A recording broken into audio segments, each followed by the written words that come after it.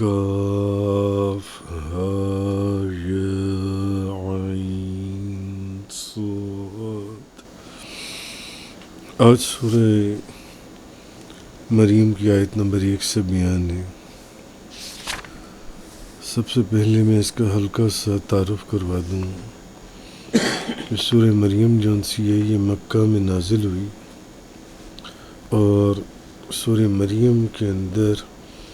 اس کے نام سے ہی پتہ چلتا ہے کہ حضرت بی بی مریم رضی اللہ تعالی عنہا کی عظمت اور آپ کی شان اور آپ کے مرتبے اور آپ کے مقام اور آپ کے واقعات، اور پھر حضرت عیسیٰ علیہ السلام کی ولادت کا واقعہ بھی اس صورت میں بیان کیا گیا ہے۔ اس وجہ سے بھی اس صورت کا نام سورۃ مریم رکھا گیا۔ تو اب سورہ مریم کے متعلق ایک مشہور حدیث جو سی ہے، آپ لوگوں نے اکثر جگہوں پر پڑھی بھی ہوگی، سنی بھی ہوگی، کہ تفسیرت کی کتابوں میں بھی اس کو دیکھا ہوگا کہ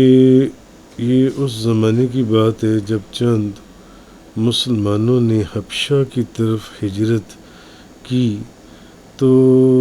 مکہ کے جو کافر تھے انہوں نے کچھ تحفے دے کر اپنے 2 نمائندے حبشہ کی طرف بھیجے، تاکہ یہ جو مسلمان حبشہ میں پہنچ گئے ہیں ان کو وہاں سے اس بادشاہ سے یا اس کی پروٹیکشن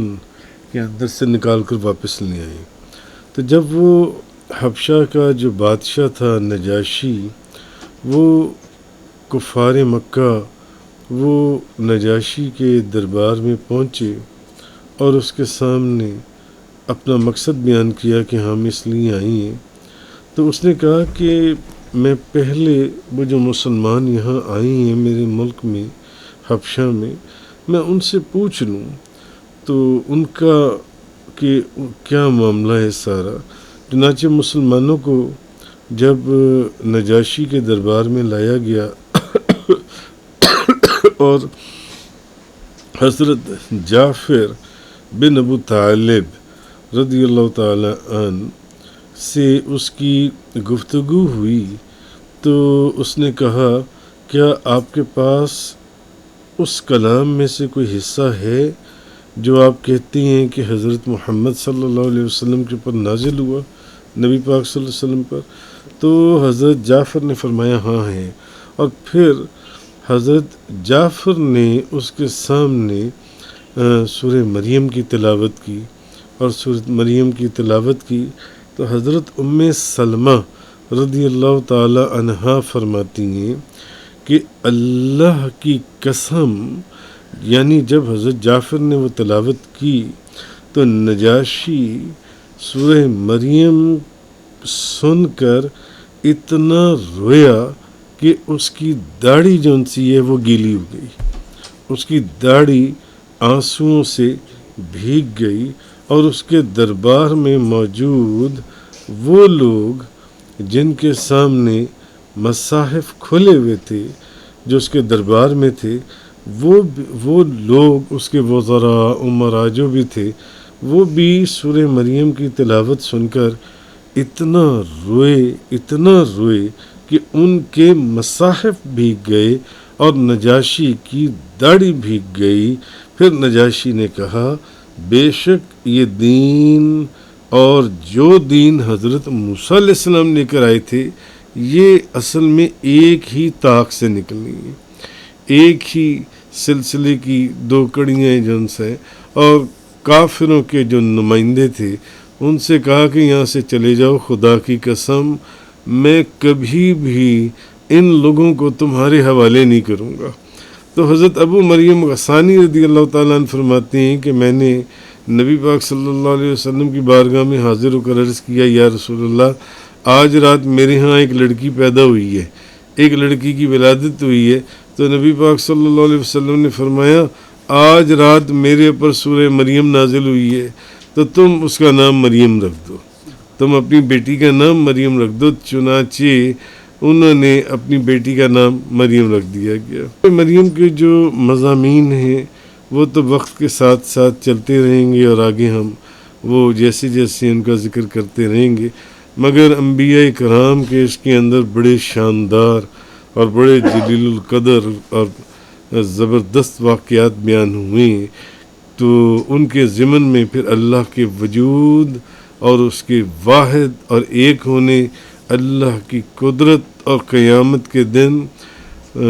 مخلوق کا دوبارہ سے زندہ ہو کر اٹھنا، اور ہر چیز جو جزا ہے، سزا ہے، اس تمام کے معاملات کو اس کے ضمن میں بیان کیا گیا جو ان سے۔ پھر حضرت زکریا کی صاحبزادے حضرت یحییٰ کی ولادت کا واقعہ جو ان سے،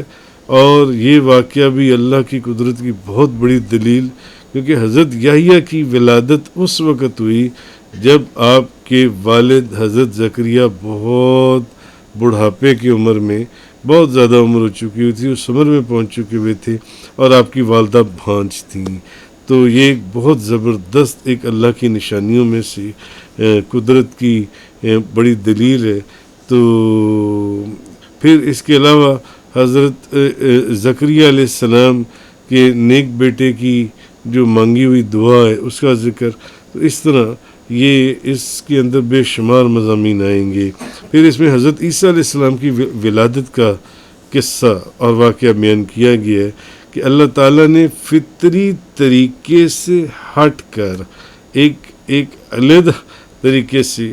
اپنی نیک بندی بی بی مریم سے اپنے بندے حضرت عیسیٰ علیہ السلام کو بغیر باپ کے پیدا کر دیا، اور یہ واقعہ بھی جو اس صورت میں آگے آ رہا ہے، یہ واقعہ بھی اللہ کی عظیم قدرت اور نشانیوں میں سے ایک ہے کہ انسان کو پیدا کرنا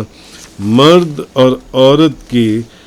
ملاپ پر ہی صرف یہ ڈپینڈ نہیں کرتا کہ مرد اور عورت کے ملنے سے ہی انسان پیدا ہوگا، بلکہ اللہ چاہے تو مرد اور عورت کے ملاپ ان کے ملے بغیر بھی انسان کو پیدا کر سکتا ہے، کیونکہ وہ ہر چیز پر قادر ہے۔ تو یہ سب چیزیں اس صورت کے اندر جیسے جیسے آگے بیان ہوں گی، ہم آپ کے سامنے جو ان سے اس کو رکھتے جائیں گے۔ تو جو ایک پہلی آیت میں نے آپ کے سامنے بیان کی حروف مقطعات میں سے ہے کاف ہا یا عین صاد، کاف ہا یا عین صاد جون سے، اب یہ حروف مقطعات میں سے ہیں، اور حروف مقطعات کی جو تفصیل ہے وہ پہلے بہت ڈیٹیل سورۃ البقرہ کے اندر بھی بیان ہو چکی ہے جو ان سی ہے۔ اب یہاں جو حروف مقطعات میں سے کاف ہا یا عین صاد جو فرمایا گیا، تو یہ اس کی مختصر تفسیر جو کتابوں میں آئی وہ یہ کہ کاف سے مراد ہے کافی، اور ہا سے مراد ہے ہادی، اور یا سے مراد ہے حکیم، یا سے مراد ہے حکیم، اور عین سے مراد ہے علیم، اور صاد سے مراد ہے صادق جن سے۔ اور یہ کہ حضرت ابن عباس رضی اللہ تعالی عنہما سے یہ بھی روایت ہے کہ یہ جو ہے کاف ہا یا عین صاد، یہ جن سے یہ اللہ تعالیٰ کے اسماء میں سے ایک اسم ہے، اور یہی اسی طرح کی روایت حضرت علی سے بھی آئی ہے کہ یہ ایک اسم ہے جو ان کے اللہ کے اسماء میں سے ہے۔ اچھا آگے فرمایا ذکر رحمت ربک عبدہ زکریا، یہ آپ کے رب کی رحمت کا ذکر ہے جو اس کے بندے زکریا پر تھی، یہ آپ کے رب کی رحمت کا ذکر ہے جو اس کے بندے زکریا پر تھی۔ اب یہ رحمت اللہ تعالیٰ نے اپنے بندے زکریا پر کی تھی، حضرت زکریا کا ذکر ہو رہا ہے، اور اصل ذکر بھی اس صورت میں انہی کا آگے آئے گا۔ تب یہ بھی ہو سکتا ہے کہ یہ حضرت زکریا کی امت پر رحمت ہو، یہاں اس کا ذکر کیا گیا ہے جن سے، یا حضرت زکریا پر ہی اس کی رحمت ہو، اس رحمت کا ذکر کیا گیا جن سے، یا ان کی امت، کیونکہ اللہ تعالیٰ نے انہیں ایمان حضرت زکریا علیہ السلام کی امت کو اور اعمال صالحہ کی توفیق بخش دی تھی، جن سے یہ ہدایت دی تھی۔ یہ بھی ہو سکتا ہے کہ اس رحمت کا ذکر ہو رہا ہو کہ جو ہم نے ان کے اوپر رحمت کی، اور ہو سکتا ہے اس رحمت کا ذکر ان کے اوپر جو رحمت تھی وہ اب آگے سارا قصہ آپ سنیں گے اور پڑھیں گے اور سمجھیں گے، اور یہ بھی ہو سکتا ہے کہ اس کا ان کی امت کی طرف اشارہ ہو کہ ان کو جو ہدایت نصیب کی گئی، کیونکہ اصل تو اللہ کے فضل اور کرم سے ہی ہدایت حاصل ہوتی ہے، وہ جس کو چاہے ہدایت یافتہ بنا دے۔ اور ایک قول یہ جس رحمت کا ذکر ہو رہا ہے، یہ رحمت اصل میں نبی کریم صلی اللہ علیہ وسلم اور آپ کی امت پر ہے، کیونکہ اس میں مفسرین کہتے ہیں کہ اللہ نے یہ بتایا کہ حضرت زکریا نے کس طرح عاجزی اور گڑ گڑا کر اللہ سے دعا کی تھی، عاجزی کے ساتھ اور گڑ گڑا کر اللہ کی بارگاہ میں دعا کی تھی اللہ سے، کہ تو اللہ تعالیٰ نے اصل چیز یہ بتائی گئی کہ اللہ سے جو مراد بھی مانگنی ہو وہ اس سے اسی طرح دعا کر کے مانگنی چاہیے، جس طرح حضرت زکریا علیہ السلام نے اللہ کی بارگاہ میں عاجزی کے ساتھ، انکساری کے ساتھ، تواضع کے ساتھ گڑ گڑا کر دعا مانگی، ان سے کہ دعا مانگنی ہو تو اسی طریقے سے مانگنی چاہیے، اور دعا کا یہ طریقہ بتانا آپ صلی اللہ علیہ وسلم پر اور آپ کی امت پر بھی رحمت ہے۔ تو کہا گیا کہ یہ، اب بعض نے کہا ہے کہ یہ رحمت ہو سکتا ہے اس رحمت کا ذکر یہاں کیا جا رہا ہے جو ڈائریکٹ حضرت زکریا علیہ السلام پر کی گئی تھی، بعض نے کہا کہ نہیں، یہ اس رحمت کا ذکر بھی ہو سکتا ہے جو نبی کریم صلی اللہ علیہ وسلم کے اور آپ کی امت کے اوپر کی گئی تھی، جن سی کہ حضرت زکریا نے ایک طریقہ بتایا کہ دعا جون سی ہے وہ اس طریقے سے مانگنی چاہیے، عاجزی کے ساتھ گڑ گڑا کر۔ اور بعض نے یہ کہا کہ یہ جو دعا ہے یہ حضرت زکریا علیہ السلام کی امت کا اس سے تعلق ہے، کہ حضرت زکریا علیہ السلام کی امت پر جو اللہ نے رحمت فرمائی کہ ان کو اللہ تعالیٰ نے ہدایت کی توفیق عطا فرما دی، اللہ نے ان کو اعمال صالحہ، نیک اعمال کرنے کی توفیق عطا فرما دی، تو یہ اللہ کے ہاتھ میں، یہ علم کے اوپر بات موقوف نہیں ہے کہ کسی کا علم اس کو ہدایت یافتہ بنا دے، نہیں، یہ فقط خصوصی اللہ کے فضل اور اللہ کے کرم کے اوپر ہے، ورنہ بڑے بڑے علم والے جون سے ہیں جب ہدایت کے راستے سے ہٹتی ہیں تو ایسے گمراہ ہوتے ہیں کہ پھر وہ شیطان کے راستے پر چلتے ہیں، اور وہ یہ سمجھتے ہیں کہ ہم بالکل سیدھے راستے پر جا رہے ہیں، ہم تو حق راستے پر ہیں، ہم جو دلائل دے رہے ہیں وہ بالکل صحیح ہیں، جبکہ وہ شیطانی کاموں میں ملوث ہو چکی ہوتی ہیں، اس لیے یہ جو ہدایت ہے یہ فقط اللہ کا فضل اور اللہ کا کرم اور اللہ کا احسان ہے، کہ انسان جو ہے وہ اصل چیز حق کو اور سچ کو پہچان لے، نہ کہ جان بوجھ کر ہٹ دھرم بنا پڑا رہے اور اپنے آپ کو بھی ذلیل کرے اور اپنی عاقبت کو بھی خراب کرے اور اپنی ساری محنت کو اکارت کرے۔ اصل بندہ وہ ہے جو رجوع کرے اور اپنی غلطی کے اوپر پشیمان ہو اور پریشان ہو اور معافی مانگے اللہ سے، اور پھر اللہ کی بارگاہ میں جستجو کرے، تو اللہ تعالیٰ اس کو ہدایت یافتہ لوگوں میں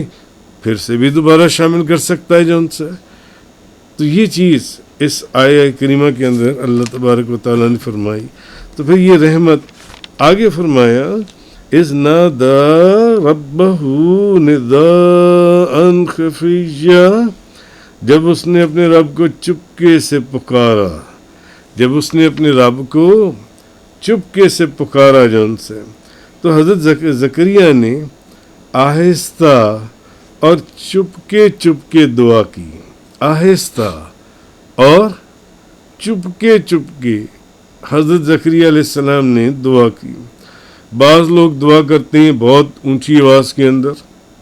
وہ بھی ٹھیک ہے، مگر بعض لوگ دعا کرتے ہیں بالکل خاموشی سے، تنہائی میں، اپنے وجود دل کی گہرائیوں کے اندر. بس اس وقت وہ اور جس سے وہ مانگ رہی ہیں وہ دونوں آپس میں ڈائریکٹ ہوتی ہیں. بعض لوگ اونچی اونچی آواز سے دعا کرتی ہیں، وہ بھی ٹھیک ہے، وہ بھی سنت ہے، مگر اس میں کیا کہتی ہیں، اس میں پھر بعض لوگ اور بھی شامل ہو جاتی ہیں اس میں. تو حضرت زکریا نے آہستگی سے چپ کے دعا کی، کیونکہ اللہ کے نزدیک بلند آواز سے اور آہستہ آواز میں دعا کرنا اس میں کوئی فرق ہے نہیں، دونوں برابر ہیں. ایسا تو نہیں کہ ایک بندہ، ہاں آپ کوئی چپکے سے بات کریں تو میں نہیں سن سکوں گا، وہ آپ جانتی ہیں، مگر اللہ کے نزدیک تو دونوں حالتیں ایک برابر ہیں. آپ دل کے اندر کوئی بات کریں یا زبان کے ساتھ بآواز بلند بات کریں، اللہ دونوں کو سنتا ہے جان سے. تو ہاں یہ علیحدہ بات ہے کہ چپکے خاموشی سے اپنے وجود کے اندر دعا کرنا یہ زیادہ افضل ہے جان سے، اور اس میں بندہ ریاکاری سے محفوظ ہو جاتا ہے. ریاکاری سے ایک حد تک، گو کہ ایسا نہیں ہے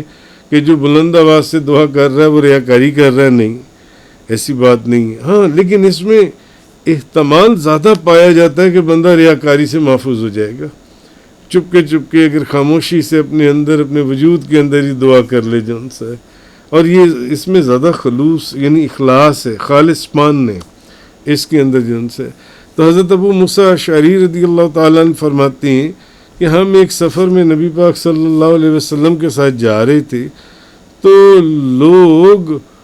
بلند آواز سے صحابہ کرام اللہ اکبر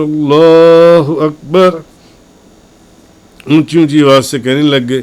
تو نبی پاک صلی اللہ علیہ وسلم نے فرمایا، بخاری شریف کی حدیث ہے، حضور نے فرمایا اے لوگو اپنے اوپر نرمی کرو، تم کسی بہرے کو پکار رہی ہو، نہ غائب کو. یعنی نہ تو تم کسی بہرے کو پکار رہے ہو نہ غائب کو، تم تو اس کو پکار رہے ہو جو سنتا بھی ہے اور قریب بھی ہے، تمہارے غائب نہیں ہے، تمہارے قریب ہے جون سے، اور وہ تمہارے ساتھ ہے،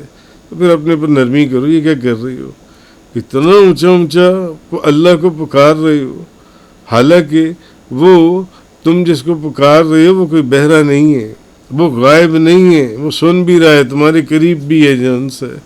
حضرت انس رضی اللہ تعالیٰ عنہ فرماتے ہیں کہ نبی پاک صلی اللہ علیہ وسلم نے فرمایا آہستہ دعا کرنا 70 بار اونچی آواز سے دعاؤں کرنے کے برابر ہے. آہستہ دعا کرنا، آہستہ چپکے آہستگی کے ساتھ دعا کرنا، ان دل کے اندر دعا کر لینا، آہستہ دعا کر لینا، وہ 70 مرتبہ اونچی آواز سے دعا کرنے کے برابر ہے. اسی لیے حضرت مجدد پاک نے فرمایا نا کہ خاموشی سے یہ جو ذکر خفی ہے اور ذکر جلی ہے، جو خاموشی سے اللہ کا ذکر ہے، ایک ہے اونچی آواز سے اللہ اللہ اللہ، اور ایک ہے خاموشی سے دل کی گہرائیوں کے اندر. آپ کے ساتھ بیٹھے ہوئے بندے کو بھی نہ پتا ہو کہ آپ کا دل اللہ کے ذکر میں. بوڑھے ہو چکے ہوئے تھے کہ ان کی آواز بہت پست تھی، بڑی ہی ہلکی آواز تھی. بوڑھے لوگ جب بالکل بوڑھے ضعیف ہو جاتے ہیں تو ان کی آوازیں پست ہو جاتی ہیں، ان کی آہستہ آوازیں ہو جاتی ہیں. ایک نوجوان کی طرح ان کی آواز نہیں ہوتی جس میں گرج اور گڑگڑاہٹ اور ایک روب اور ایک دبدبہ. بوڑھے لوگوں کی آواز میں ویسی ہی ایک عاجزی اور ایک انکساری، ایک خاموشی اور ایک آہستگی پائی جاتی ہے جان سی. یہ وجہ بھی ہو سکتی ہے جو اللہ پاک نے فرمایا کہ انہوں نے آہستہ آہستہ چپ کے جو ان سے دعا کی. اور یہ بھی ہو سکتا ہے کہ ان کے رشتہ داروں کو نہ پتہ چل جائے، وہ اس لیے خاموش تھے جو دشمن تھے. اور یہ بھی ہو سکتا ہے کہ لوگوں کی مذمت سے، تانوں سے پریشان ہو کر کے لوگ کہیں گے کہ دیکھو اس عمر کے اندر اولاد کی دعا کر رہے ہیں جن سے ابھی بھی امید رکھتی ہیں اولاد کی جن سے یہ. تو یہ چیز اللہ تبارک و تعالیٰ نے اس آیت میں فرمائی. اس نادا ربہ نداء خفیہ، جب اس نے اپنے رب کو چپکے سے پکارا. وآخر الدعوانا ان الحمد للہ رب العالمین. تفسیر قرآن کا یہ لیکچر انگلش میں سننے کے لیے براہ کرم ڈسکرپشن میں موجود لنک پر کلک کریں.